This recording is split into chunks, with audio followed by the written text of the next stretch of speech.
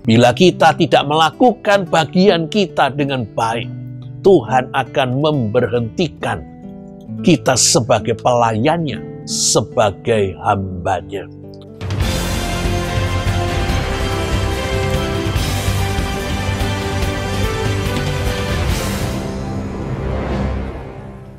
Shalom Bapak Ibu, Saudara-saudari, selamat bertemu kembali bersama dengan saya dalam seri Walking with God. Kali ini saya mengajak Bapak Ibu untuk mengikuti tokoh Daud. Supaya tidak terlalu panjang, saya akan menyampaikannya dalam 3 bagian.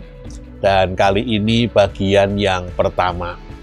Bila Bapak Ibu, Saudara-saudari belum subscribe, saya mengajak Bapak Ibu untuk subscribe.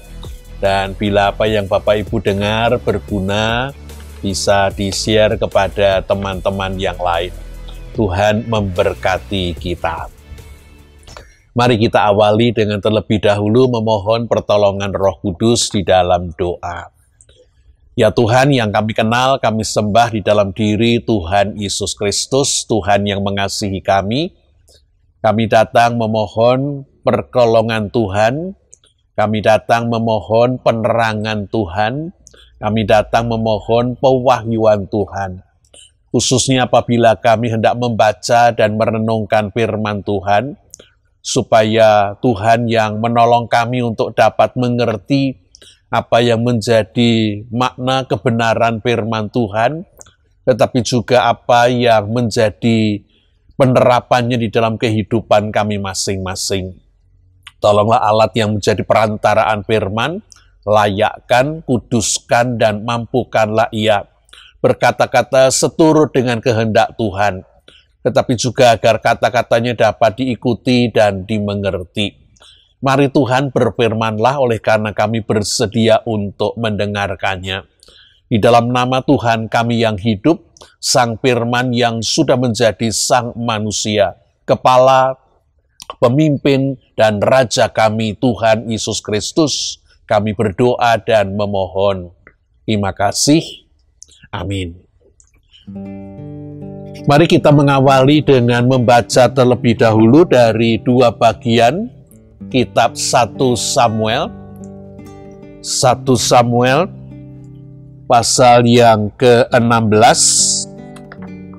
1 Samuel 16, saya bacakan ayat 12 sampai dengan ayat yang ke-14. Dituliskan demikian. Kemudian disuruhnyalah menjemput Daud. Ia kemerah-merahan, matanya indah, dan parasnya elok. Lalu Tuhan berfirman, "Bangkitlah, urapilah dia, sebab inilah dia." Samuel mengambil tabung tanduk yang berisi minyak itu dan mengurapi Daud di tengah-tengah saudara-saudaranya. Sejak hari itu dan seterusnya, berkuasalah roh Tuhan atas Daud. Lalu berangkatlah Samuel menuju ke Rama. Tetapi roh Tuhan telah mundur dari Saul, dan sekarang ia diganggu oleh roh jahat yang daripada Tuhan. Mari kita gabungkan dengan 1 Samuel pasal yang ke-30. 1 Samuel pasal yang ke-30, mulai ayat yang ke-3 sampai dengan ayat yang ke-6. 1 Samuel 30 ayat 3 sampai dengan 6 dituliskan demikian. Ketika Daud dan orang-orangnya sampai ke kota itu, tampaklah kota itu terbakar habis, dan juga istri mereka dan serta anak-anak mereka yang laki-laki dan perempuan telah ditawan. Lalu menangislah Daud dan rakyat yang bersama-sama dengan dia itu dengan nyaring, sampai mereka tidak kuat lagi menangis. Juga kedua istri Daud ditawan, yakni Ahinoam, perempuan Yisrael, dan Abigail, bekas istri Nabal orang Karmel itu. Dan Daud sangat terjepit. karena rakyat mengatakan hendak melempari dia dengan batu. Seluruh rakyat itu telah pedih hati, masing-masing karena anaknya laki-laki dan perempuan. Tetapi Daud menguatkan kepercayaannya kepada Tuhan Allahnya. Bapak, Ibu, saudara-saudari yang dikasihi oleh Tuhan Yesus Kristus, kita menemukan bahwa Tuhan memilih calon raja pengganti Saul dalam diri Daud, dan Daud diurapi oleh Nabi Samuel dalam usia yang relatif sangat muda, mungkin masih remaja. Apa yang menjadi maksud Tuhan memilih calon pengganti Raja Israel justru seorang yang masih remaja? Dan kita tahu sesudah Daud diurapi oleh Nabi Samuel, Daud kembali lagi kepada kehidupannya sehari-hari, menjadi seorang penggembala domba.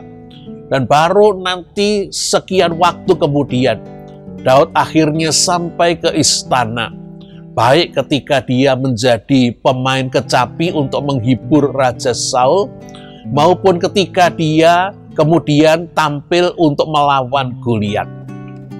Mari kita kembali terlebih dahulu.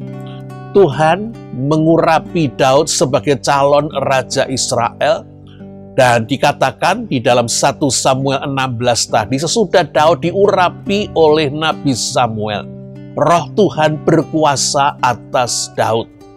Roh Tuhan tinggal atas Daud. Dan berarti ada perubahan besar yang terjadi dalam kehidupan Daud, walaupun ia masih tetap seorang penggembala domba. Daud bukan hanya menggembalakan domba, tetapi melalui menggembalakan domba, Daud sekarang berjalan bersama dengan Tuhan. Daud berkomunikasi dengan Tuhan. Daud menyanyikan puji-pujian untuk Tuhan. Terlebih Daud seorang pemain harpa. Daud mengalami Tuhan hadir. Daud mengalami Tuhan berkarya di dalam kehidupannya. Dan itulah sesungguhnya masa persiapan bagi Daud sebelum nanti dia menjadi Raja Israel yang sesungguhnya adalah wakil Tuhan, mandataris Tuhan.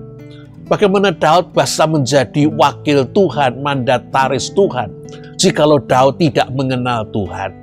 Oleh karena itulah Tuhan memilih Daud pada usia remaja, supaya Daud memiliki cukup waktu untuk berjalan bersama dengan Tuhan, untuk mengenal Tuhan. Dan apa yang merupakan rekaman kehidupan Daud bersama dengan Tuhan, itu terwujud dalam nyanyian-nyanyian maupun puisi-puisi yang kemudian masuk dalam kitab Mazmur yang diberi tambahan judul Mazmur Daud. Saya mengajak Bapak Ibu untuk melihat beberapa Mazmur ini. Di dalam perjalanan Daud, di dalam kehidupan sehari-hari Daud, ketika Daud merasakan Tuhan hadir, Tuhan yang mengasihi, Tuhan yang menciptakan segala sesuatu, ketika Daud melihat keindahan Tuhan. Mungkin Mazmur 13 ayat yang ke-6 ini muncul dalam situasi yang seperti itu. Tetapi kepada kasih setiamu aku percaya, hatiku bersorak-sorak karena penyelamatanmu. Aku mau bernyanyi untuk Tuhan, karena ia telah berbuat baik kepadaku. Tuhan telah berbuat baik kepada Daud. Daud mau bernyanyi untuk Tuhan. Daud mau bersyukur untuk Tuhan. Hati Daud bersorak-sorai. Tetapi pergumulan kehidupan Daud bukan hanya merupakan sebuah percakapan yang lancar. Tidak selalu Daud merasa Tuhan itu hadir dan menyapa. Juga tidak selalu Daud menemukan bahwa Tuhan itu menjawab apa yang menjadi pertanyaan maupun apa yang ia harapkan dari Tuhan. Daud menemukan ada saat-saat di mana Tuhan itu absen. Tuhan itu sepertinya membungkam. Bahkan Daud merasakan Tuhan itu seperti menjauh. Dan itulah situasi di mana ketika Daud merasa Tuhan membiarkannya mengalami hal-hal yang tidak enak. Di dalam kisah nanti ketika Daud sudah tampil dan kemudian dia harus melarikan diri dari Raja Saul, Daud sampai di sebuah tempat di mana dia kemudian menjadikan tempat itu sebagai base camp pelariannya, yaitu di Siklag. Daud yang diikuti bersama dengan banyak orang, kemudian ikut berperang, membantu penguasa Filistin kepada siapa dia bernaung. Tetapi pada suatu saat ketika Daud dan pasukannya, para pria yang bisa memegang pedang, sedang ikut maju berperang, Siklag diserang oleh orang-orang Amalek, Siklag dibakar, dan semua penghuninya, wanita-wanita, anak-anak maupun orang-orang tua, ditawan oleh orang-orang Amalek inilah. Itulah bagian yang kita baca di dalam 1 Samuel pasal yang ke-30 tadi. Daud bersama dengan para pengikutnya menemukan Siklag, base camp mereka sudah dibakar.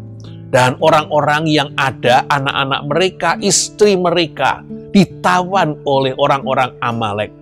Mereka menangis, bahkan menangis dengan suara nyaring. Dan Daud pun mengalami kesedihan oleh karena kedua istrinya juga ditawan. Daud bahkan terjepit oleh karena para pengikutnya kemudian menyalahkan dia dan hendak melempari dia dengan batu. Tetapi kita menemukan di dalam 1 Samuel pasal yang ke-30, Daud kemudian menguatkan kepercayaannya kepada Tuhan. Tetapi saat-saat di mana Daud menemukan Tuhan itu berdiam diri, membungkam, bahkan menjauh, Tuhan itu absen. Mazmur pasal 143 ayat yang ke-12 mengungkapkan hal yang seperti itu. Berapa lama lagi Tuhan, kau lupakan aku terus-menerus? Berapa lama lagi kau sembunyikan wajahmu terhadap aku? Mazmur 143 ayat yang kedua. Aku menyangka dalam kebingunganku, aku telah terbuang dari hadapan matamu. Mazmur pasal 31 ayat yang ke-23. Ketika terjadi hal-hal yang tidak mengenakan dan berat, ketika Tuhan sepertinya tidak hadir, Daud harus memilih untuk bagaimana bersikap. Dan kita menemukan Daud ternyata menguatkan kepercayaannya kepada Tuhan. Dan dalam situasi-situasi lain, hal-hal yang seperti ini agaknya terjadi beberapa kali. Daud menguatkan kepercayaannya kepada Tuhan, dan Tuhan kemudian hadir. Tuhan kemudian menolong. Tuhan kemudian memberkati Daud. Di dalam Mazmur pasal 31 ayat 20 dan 23 dituliskan demikian. Alangkah limpahnya kebaikanmu yang telah kau simpan bagi orang yang takut akan engkau. Tetapi sesungguhnya engkau mendengar suara permohonanku ketika aku berteriak minta tolong. Daud mengalami Tuhan sepertinya tidak hadir, tetapi Tuhan mendengar suara permohonan Daud. Dan ketika Daud tetap menyatakan iman percayanya, seperti ketika kabut itu hadir, menutupi, ketika kabut itu sirna, Daud melihat Tuhan hadir kembali. Karena itulah kita menemukan lebih banyak Mazmur Daud yang mengungkapkan tentang imannya, kepercayaannya kepada Tuhan. Saya akan menunjuk beberapa Mazmur. Di dalam Mazmur 28 ayat yang ke-6 dan ke-7, Daud mengatakan, terpujilah Tuhan, karena ia telah mendengar suara permohonanku. Tuhan adalah kekuatanku dan perisaiku. Kepadanya hatiku percaya. Aku tertolong, sebab itu beria-ria hatiku, dan dengan nyanyianku aku bersyukur kepadanya. Kita menemukan kembali dalam Mazmur 28 ayat 6 dan 7 ini. Tuhan mendengar suara permohonan Daud, dan Tuhan berbuat baik, alangkah limpahnya. Dan karena itu Daud memuji Tuhan. Di dalam Mazmur lain, Mazmur pasal 27 ayat yang kelima, Daud juga mengungkapkan pengakuan imannya. Tuhan adalah terangku dan keselamatanku. Kepada siapakah aku harus takut? Tuhan adalah benteng hidupku. Terhadap siapakah aku gemetar? Ia melindungi aku dalam pondoknya pada waktu bahaya. Ia menyembunyikan aku dalam persembunyian dalam kemahnya. Ia mengangkat aku ke atas gunung batu. Mazmur 27 ayat pertama dan ayat yang kelima. Daud menemukan Tuhan itu merupakan tempat persembunyiannya. Tuhan itu yang memberikannya keamanan dari bahaya. Karena itu Daud mengatakan Tuhan adalah benteng hidupku.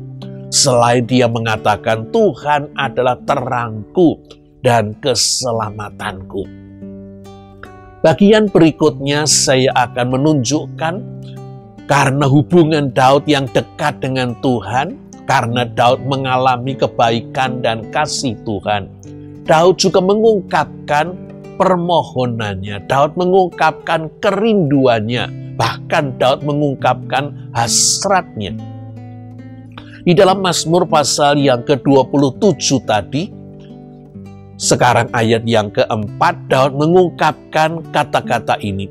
Satu hal telah kuminta kepada Tuhan, itulah yang kuingini. Diam di rumah Tuhan seumur hidupku, menyaksikan kemurahan Tuhan dan menikmati bait-Nya. Kalau beberapa waktu yang lalu saya menyinggung tentang hasrat. Apa hasrat kita yang terbesar? Hasrat Daud dinyatakan di dalam Mazmur 27 ayat yang keempat. Hasrat terbesar Daud adalah diam di rumah Tuhan, menyaksikan kemurahan Tuhan, menikmati rumah Tuhan. Hasrat Daud adalah bersama dengan Tuhan. Hasrat Daud adalah Tuhan itu sendiri. Di dalam Mazmur lain, Mazmur 63 ayat 2 sampai dengan yang ke-6, kita juga menemukan kerinduan Daud. Ya Allah, Engkaulah Allahku, aku mencari Engkau, jiwaku haus kepadamu, tubuhku rindu kepadamu, seperti tanah yang kering dan tandus, tiada berair. Demikianlah aku memandang kepadamu di tempat kudus, sambil melihat kekuatanmu dan kemuliaanmu. Sebab kasih setiamu lebih baik daripada hidup. Bibirku akan memegahkan Engkau. Demikianlah aku mau memuji Engkau seumur hidupku, dan menaikkan tanganku demi namamu. Daud mengalami Tuhan, dan oleh karena itu Daud merindukan Tuhan. Daud ingin seumur hidupnya memuji Tuhan, memegahkan Tuhan. Karena Tuhanlah sesungguhnya hasrat Daud. Bapak, Ibu, saudara-saudari yang dikasihi oleh Tuhan Yesus Kristus, jikalau pada bagian yang pertama kita berbicara tentang Tuhan hadir dalam kehidupan Daud, Tuhan memperkenalkan diri kepada Daud. Saya ingin untuk secara khusus mengajak Bapak Ibu melihat satu Mazmur yang sangat terkenal dan mungkin Mazmur yang paling terkenal, yaitu Mazmur 23. Di dalam Mazmur 23, Daud mengungkapkan apa yang merupakan pengalamannya dalam hidupnya bersama dengan Tuhan.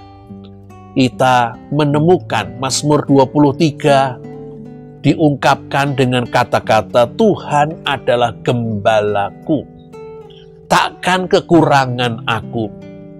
Ia membaringkan aku di padang yang berumput hijau. Ia membimbing aku ke air yang tenang. Ia menyegarkan jiwaku. Ia menuntun aku di jalan yang benar oleh karena namanya. Daud mau menyaksikan tentang Tuhan. Daud mau menunjukkan betapa Tuhan berbuat sedemikian rupa dalam kehidupannya, membuat Daud tidak kekurangan seperti domba. Sudah tersedia padang rumput, air sejuk yang tenang. Tuhan menyegarkan jiwa Daud, dan Tuhan menuntun Daud. Mazmur pasal 23 mengungkapkan kesaksian Daud. Tetapi ketika kita beralih sampai pada ayat yang keempat, tiba-tiba terjadi sebuah perubahan. Jikalau tadi sepertinya Daud menghadap orang banyak dan bersaksi tentang Tuhan, sehingga ia berkali-kali berkata, ia membaringkan aku, ia menyegarkan jiwaku, ia menuntun aku. Kata ganti orang ketiga, ia, he dalam bahasa Inggris. Pada ayat yang keempat, perubahan itu tiba-tiba terjadi. Sekalipun aku berjalan dalam lembah kekelaman, aku tidak takut bahaya, sebab Engkau besertaku. Gadamu dan tongkatmu, itulah yang menghibur aku. Engkau menyediakan hidangan bagiku di hadapan lawanku. Engkau mengurapi kepalaku, pialaku penuh melimpah. Tiba-tiba Daud mengganti dari kata orang ketiga, ia, menjadi engkau. Daud tiba-tiba seperti berpaling dari orang banyak, dari bersaksi tentang Tuhan menjadi menatap Tuhan dan berbicara dengan Tuhan. Karena itu dia berkata, Engkau besertaku. Gadamu bukan gadanya, tongkatmu bukan tongkatnya. Itulah yang menghibur aku. Engkau menyediakan hidangan bagiku, bukan dia menyediakan hidangan bagiku. Engkau mengurapi kepalaku, bukan dia mengurapi kepalaku. Daud sepertinya dari berbicara kepada orang banyak, tiba-tiba dia berpaling dan berbicara kepada Tuhan. Dan pada ayat yang ke-6, dia kembali lagi berbicara kepada orang banyak, menyaksikan Tuhan. Kebajikan dan kemurahan belaka akan mengikuti aku seumur hidupku, dan aku akan diam dalam rumah Tuhan sepanjang masa. Daud menyebut Tuhan sebagai gembala. Ini bukan sebuah penghinaan, seolah-olah Tuhan itu hanyalah seperti tukang angon domba, kambing.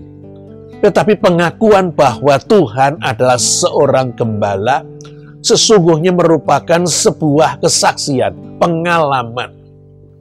Daud menjumpai seperti ia sebagai seorang gembala, melakukan segala yang baik dan terbaik untuk domba-domba. Demikian juga Daud mengalami Tuhan melakukan segala yang terbaik untuk dirinya. Bapak, Ibu, saudara-saudari, kita mengerti bahwa domba adalah binatang yang bodoh dan lemah. Dilepas di luar, kambing bisa pulang ke rumah, domba tidak bisa pulang, akan tersesat. Domba kesulitan untuk mengatur bahkan posisi tubuhnya sendiri apabila bulunya sedang lebat. Daud tahu Tuhan memperlakukan dia yang lemah seperti gembala memperlakukan domba. Gembala melakukan segalanya untuk dombanya. Domba tidak bisa dilepas, domba tidak bisa dibiarkan. Bahkan ketika domba-domba ini dimasukkan di kandang, terutama kandang yang ada di padang penggembalaan, di tempat terbuka, maka gembala, paling tidak seorang gembala, akan membaringkan diri di tempat pintu lalu lintas keluar dan masuk. Supaya apabila ada domba keluar, gembala ini akan mengetahui di mana ada domba, disitulah ada gembala. Daud menemukan Tuhan senantiasa hadir untuk melakukan yang baik dan terbaik bagi dirinya. Seperti gembala memberi makan, membawa ke tempat di mana ada rumput, memberi minum, mencarikan tempat air yang baik, bersih, sehat. Daud juga mengalami Tuhan melindungi dirinya seperti domba-domba yang lemah, yang tidak punya kekuatan, tidak punya alat bela diri, dilindungi oleh gembalanya. Tuhan adalah gembala. Bapak, Ibu, saudara-saudari yang dikasihi oleh Tuhan Yesus Kristus, saya ingin kembali terlebih dulu pada ayat yang keempat dan kelima. Oleh karena ayat yang keempat dan kelima, ketika Daud mengganti kata ia tentang Tuhan menjadi engkau, Daud menunjukkan kedekatannya kepada Tuhan. Daud menunjukkan betapa berharganya Tuhan ini bagi Daud. Salah seorang konglomerat Indonesia, saya tidak menyebut namanya, tetapi ini orang yang istimewa oleh karena dialah yang berani tampil apa adanya terhadap siapapun dan dimanapun. Dia akan bertindak, dia akan seperti sebagaimana dia dikenal. Ketika pengusaha Indonesia ini mengadakan jamuan untuk para karyawan, staf pegawai, orang-orang yang sudah membantunya, dia ingin berterima kasih. Dalam jamuan makan ini, dia kemudian meminta waktu dan berbicara sebentar. Dia mengatakan kepada orang-orang yang sudah mengikut dia, bahkan orang-orang yang sudah lama mengikut dia, kalian yang sudah lama bersama dengan saya tahu persis siapa saya. Apa saya ini sebelum saya seperti sekarang ini. Saya bukan orang yang berhasil. Saya hanya melakukan pekerjaan-pekerjaan kasar. Kalau sekarang saya menjadi seperti saat ini, Bapak, Ibu, saudara-saudara juga tahu sesungguhnya ini bukan hanya karena saya, tetapi karena orang yang duduk di belakang saya ini. Lalu dia berpaling kepada orang banyak dan berbicara kepada istrinya. Terima kasih yang Bapak, Ibu, saudara-saudari yang dikasihi oleh Tuhan Yesus Kristus, berpaling kepada Tuhan ketika Daud bersaksi tentang Tuhan. Oleh karena Daud tidak harus mengungkapkan kata-kata itu kepada Tuhan, pengakuannya, pujiannya, kebanggaannya, syukurnya kepada Tuhan. Bapak, Ibu, saudara-saudari yang dikasihi oleh Tuhan Yesus Kristus, Tuhan bukan hanya menjadi gembala bagi Daud. Tuhan ingin menjadi gembala bagi semua umatnya. Bahkan Tuhan ingin menjadi gembala bagi semua umat manusia. Jikalau di dalam kitab suci kita menemukan pengakuan bahwa Tuhan adalah gembala, hal itu jelas menunjukkan bahwa penulis ayat bagian itu pun mengalami seperti Daud mengalami. Tetapi ada ayat-ayat, bahkan mungkin Mazmur, yang ditulis tanpa menyebutkan satu kata gembala. Tetapi sesungguhnya makna yang ada di dalamnya adalah gembala. Saya mau menunjukkan kepada Bapak Ibu dua bagian ini, ayat-ayat yang sudah jelas mengaku bahwa Tuhan adalah gembala. Mazmur 95 ayat yang ke-7. Sebab dialah Allah kita dan kita umatnya yang digembalakannya. Yesaya 40 ayat 10a dan 11. Lihatlah ia datang, Tuhan Allah dengan kekuasaannya. Seperti seorang gembala, ia menggembalakan kawanannya. Ia menghimpun anak-anak domba pada tangannya. Mereka semua di pangkunya. Dan induk-induk domba dituntunnya dengan lembut hati. Bagian yang muncul sebagai sebuah pengakuan Tuhan itu gembala. Tetapi mari kita lihat bagian lain yang tidak menyebutkan kata gembala, tetapi maknanya di sana seperti gembala, yaitu Tuhan itu hadir dan senantiasa hadir dan menyertai. Imamat pasal 26 ayat 11 dan 12, bagian ketika berbicara tentang kemah suci yang ada di tengah-tengah perkemahan umat Israel. Aku akan diam di tengah-tengahmu, dan aku tidak akan menganggap kamu hina.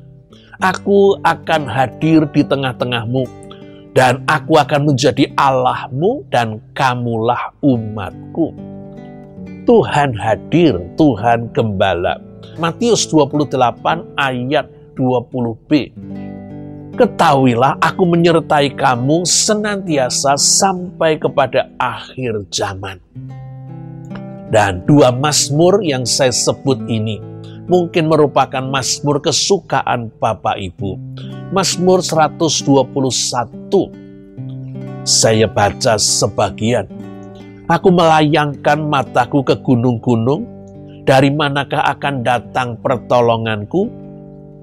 Pertolonganku ialah dari Tuhan yang menjadikan langit dan bumi. Ia takkan membiarkan kakimu goyah, penjagamu tidak akan terlelap. Sesungguhnya tidak terlelap dan tidak tertidur penjaga Israel. Bagian selanjutnya, Tuhanlah penjagamu. Tuhanlah naunganmu di sebelah tangan kananmu. Matahari tidak akan menyakiti engkau pada waktu siang, atau bulan pada waktu malam. Tuhan akan menjaga keluar masukmu dari sekarang sampai selama-lamanya.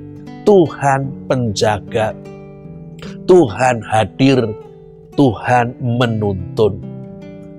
Satu lagi Mazmur 139. Saya baca ayat 7 sampai dengan 12 saja. Kemanakah aku dapat pergi menjauhi rohmu? Kemana aku dapat lari dari hadapanmu? Jika aku mendaki ke langit, engkau di sana.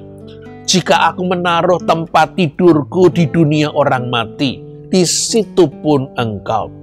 Jika aku terbang dengan sayap fajar dan membuat kediaman di ujung laut, juga di sana tanganmu akan menuntun aku dan tangan kananmu memegang aku.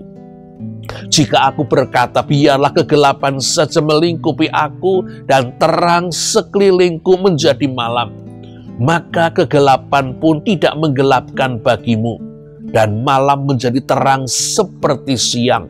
Kegelapan sama seperti terang. Tuhan adalah gembala Daud, tetapi Tuhan juga gembala Israel. Dan Tuhan mau menjadi gembala bagi setiap orang yang bersedia untuk menjadi umatnya. Apakah Tuhan juga gembala kita? Gembala saya? Ya, gembala Bapak Ibu?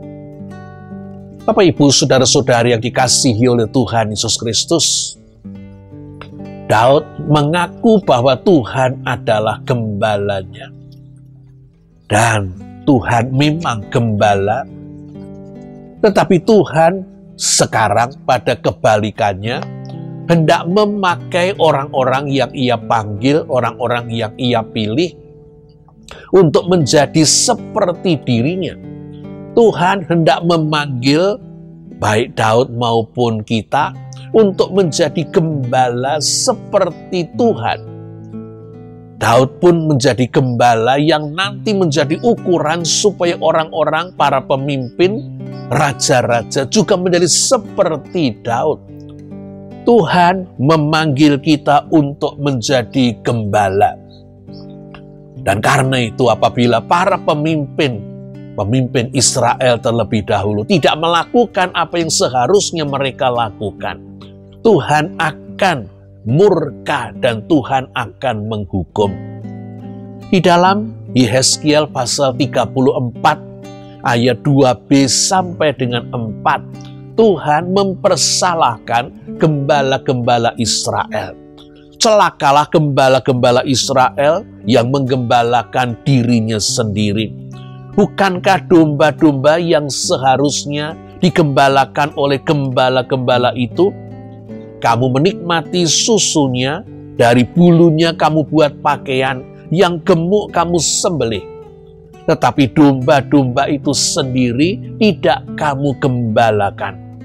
Yang lemah tidak kamu kuatkan, yang sakit tidak kamu obati, yang luka tidak kamu balut, yang tersesat tidak kamu bawa pulang, yang hilang tidak kamu cari, melainkan kamu injak-injak mereka dengan kekerasan dan kekejaman. Apabila para pemimpin tidak melakukan tugasnya sebagai gembala, termasuk orang tua, ayah, ibu adalah gembala bagi anak-anaknya. Pimpinan adalah gembala bagi mereka yang adalah anak buahnya, terlebih lagi di gereja. Apabila kita tidak melakukan bagian kita, melakukan penggembalaan, kita akan berhadapan dengan murka Tuhan. Dan saya lanjutkan Yehezkiel pasal 34 tadi dengan melompat ke ayat yang ke-10.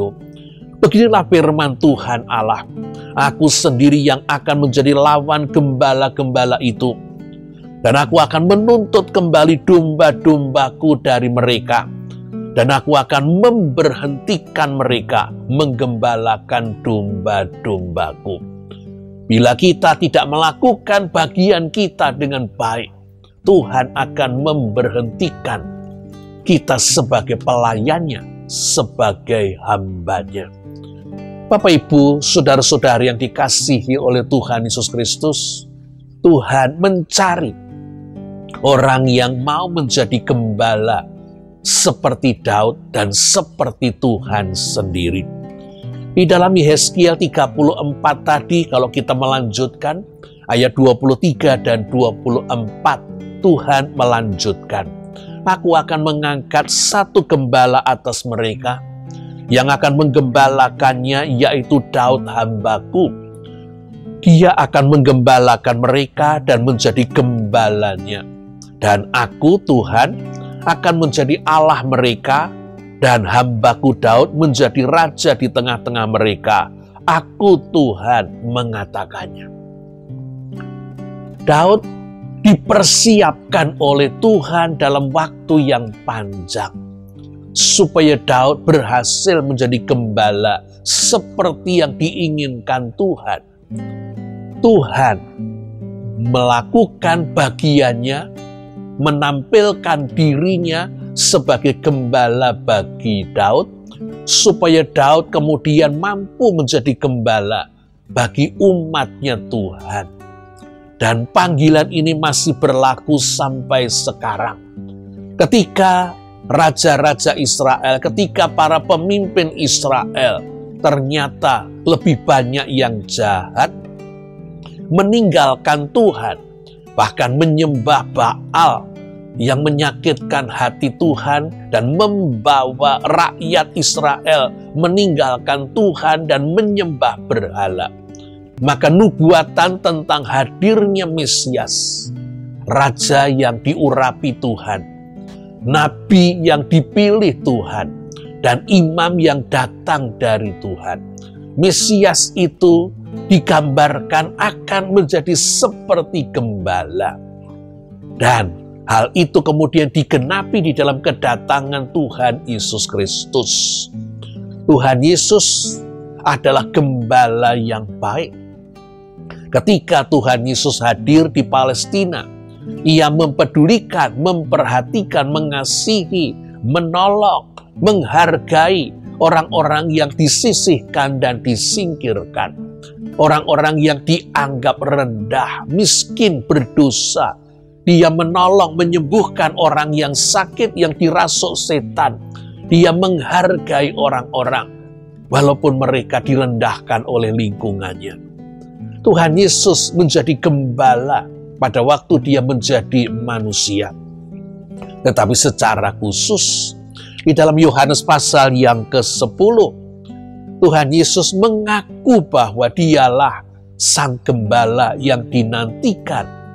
Di dalam Matius, di dalam Yohanes 10 ayat yang ke-14, Yesus mengatakan, "Akulah gembala yang baik, dan aku mengenal domba-dombaku, dan dombaku mengenal aku, sama seperti Bapa mengenal aku, dan aku mengenal Bapa."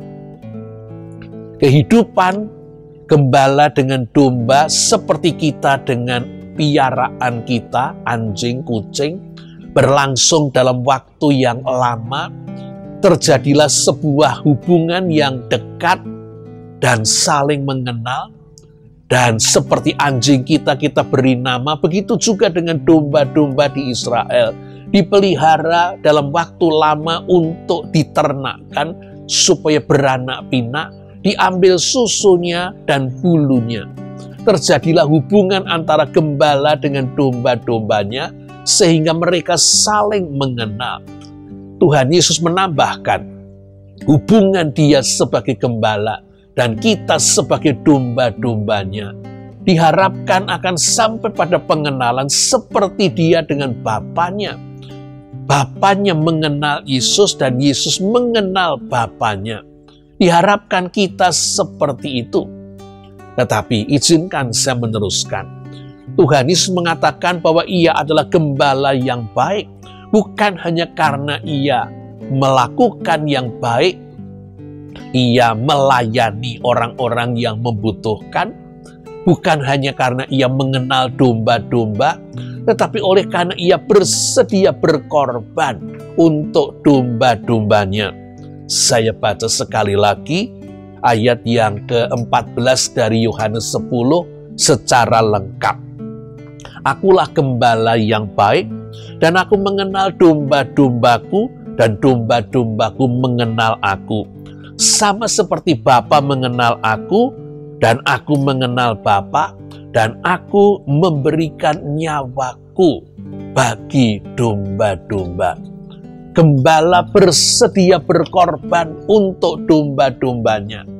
Domba-dombanya bukan sekedar inventaris, bukan sekedar hewan dagangan. Domba-dombanya diperlakukan sedemikian berharga, seolah-olah seperti anak. Kalau perlu dilindungi, gembala akan mengorbankan nyawanya. Dan Yesus melakukannya untuk kita. Yesuslah sang gembala, tetapi sekaligus dia juga sudah mengorbankan dirinya seperti domba sembelihan, domba korban untuk kebaikan dan untuk keselamatan kita. Yesuslah sesungguhnya Mesias yang juga adalah hamba Tuhan yang menderita, yang dinubuatkan di dalam Yesaya pasal 53. Dan izinkan saya membacakannya ayat ke-4 dan ayat berikutnya sampai dengan 7. Yesaya 53, saya hanya membacakan ayat 4 sampai dengan 7. Tetapi sesungguhnya penyakit kitalah yang ditanggungnya, dan kesengsaraan kita yang dipikulnya. Padahal kita mengira dia kena tulah, dipikul dan ditindas Allah. Tetapi dia tertikam oleh karena pemberontakan kita. Dia diremukkan oleh karena kejahatan kita. Ganjaran yang mendatangkan keselamatan bagi kita ditimpakan kepadanya. Dan oleh bilur-bilurnya kita menjadi sembuh. Kita sekalian sesat seperti domba. Masing-masing kita mengambil jalannya sendiri. Tetapi Tuhan telah menimpakan kepadanya kejahatan kita sekalian. Dia dianiaya, tetapi dia membiarkan dirinya ditindas dan tidak membuka mulutnya. seperti anak domba yang dibawa ke pembantaian, seperti induk domba yang keluh di depan orang-orang yang menggunting bulunya, ia tidak membuka mulutnya. Bapak, Ibu, saudara-saudari yang dikasihi oleh Tuhan Yesus Kristus, Daud mengalami dirinya sebagai domba yang digembalakan oleh Tuhan sendiri. Dan dari pengalaman Daud digembalakan oleh Tuhan, pada saat Daud dipanggil oleh Tuhan menjadi gembala atas Israel, Daud mampu menjadi gembala bagi rakyat Israel. Hal yang sama diharapkan terjadi dalam kehidupan kita. Apakah saya, ibu bapak, mengalami digembalakan oleh Tuhan? Mengalami kehadiran gembala yang baik untuk kepentingan kita, untuk kebaikan kita, untuk keselamatan kita. Apakah kita menginsiapi, menyadari, dan memegangi bahwa Yesus Sang Gembala yang baik pun sudah bersedia dikorbankan sebagai domba sembelian untuk keselamatan kita, untuk kelepasan kita, untuk kebaikan kita. Apakah kita mengalami digembalakan Tuhan sedemikian rupa sehingga hidup kita ini diubahkan? Dari hidup berdosa kita dikuduskan. Dari hidup yang masa depan kita itu gelap, kelam, dan menyakitkan. Tuhan sudah mengubahkan kita seperti Mazmur 23. Tuhan membaringkan kita di padang yang berumput hijau. Tuhan menuntun kita ke air yang tenang. Tuhan menyegarkan jiwa kita. Bahkan kebajikan dan kemuliaan diberikan kepada kita. Bapak, Ibu, saudara-saudari yang dikasihi oleh Tuhan Yesus Kristus, saya sangat berharap bahwa kita semua mengalami, kita pernah menjadi domba milik Allah sendiri. Kita menjadi domba Yesus yang sedemikian dikasihi dan berharga, sehingga ia telah mengorbankan diri untuk kita. Karena berdasarkan pengalaman inilah, kita dimampukan untuk menjadi gembala bagi orang-orang yang ada di sekeliling kita. Menjadi orang tua yang adalah gembala bagi anak-anak kita, menjadi pemimpin yang adalah gembala bagi staf, karyawan, anak buah kita, menjadi pemimpin kelompok sel yang adalah gembala bagi anak-anak yang kita bimbing. Bahkan secara tidak terstruktur, kita ini menggembalakan orang-orang yang ada di sekeliling kita, dalam lingkup organisasi gereja, maupun dalam lingkup kehidupan kerja, dimanapun kita ini adalah gembala bagi Tuhan. Apakah kita sedang terus melakukannya? Apakah Tuhan akan menyatakan bahwa kita ini gembala yang baik dan Tuhan bergembira, berbangga dan memuji kita? Ataukah Tuhan akan mencela kita karena kita ternyata gembala-gembala yang jahat, sebagaimana diungkapkan di dalam Yehezkiel pasal 34, dan kita akan menerima kata, celakalah engkau, hai gembala-gembala, yang menggembalakan dirimu sendiri, tetapi menginjak-injak domba-domba gembalaanmu.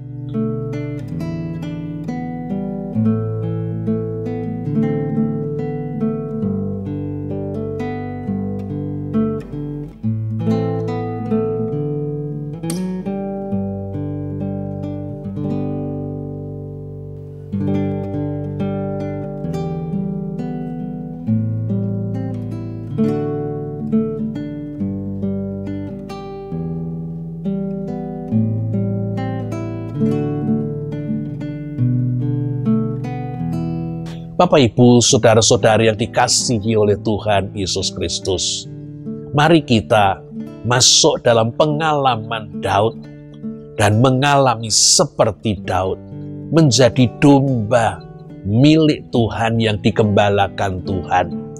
Dan pada gilirannya dipanggil dan ditetapkan Tuhan menjadi gembala dan menggembalakan domba-domba Tuhan yang lain.